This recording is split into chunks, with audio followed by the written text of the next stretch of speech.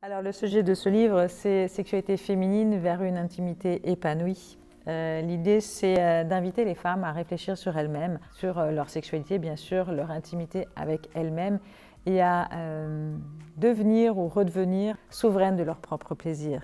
On a longtemps imaginé la sexualité féminine comme un copier-coller de la sexualité masculine. Or, on n'est pas câblé de la même façon, on est différentes. Et en fait, il ne s'agit pas d'appuyer sur un bouton, par exemple le clitoris, pour savoir comment on fonctionne. Parce qu'en fait, il n'y a pas de mode d'emploi. On est chacune unique et singulière, chacune avec notre histoire.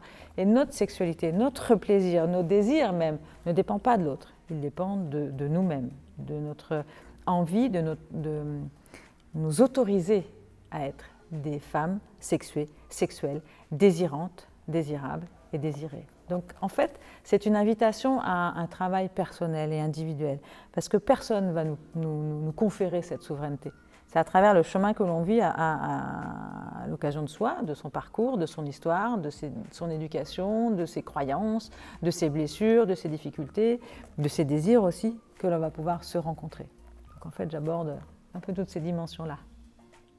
Bien sûr, aux femmes pour qu'elles puissent se questionner, se découvrir. Il y a quelques petits conseils dans ce livre, des petits exercices que j'invite à pratiquer pour se rencontrer soi déjà en tant que femme, en tant qu'être féminin, en tant que corps féminin, pour aussi accueillir, accepter ce sexe en creux qui est le nôtre.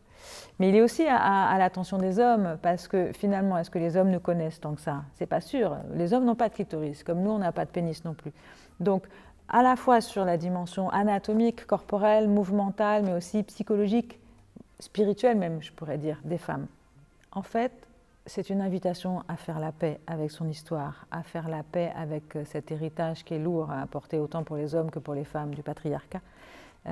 Donc, des conseils, mais surtout ouvrir son regard à soi-même, sortir des jugements négatifs que l'on a sur soi. Et on en a plein, parce que les médias, les photos, les magazines, tout ça, ça nous invite toujours, nous, les femmes, à nous comparer dans cette espèce de désir de plaire, de désir de prouver qu'on est sans défaut, belle, désirable, etc. Non, l'idée, c'est de vraiment inviter la femme à se rencontrer elle-même, à s'accepter en tant que femme, individu unique, singulier, avec le corps qui est le sien, qui est porteur de son histoire, mais c'est un corps à aimer, c'est un corps aimable.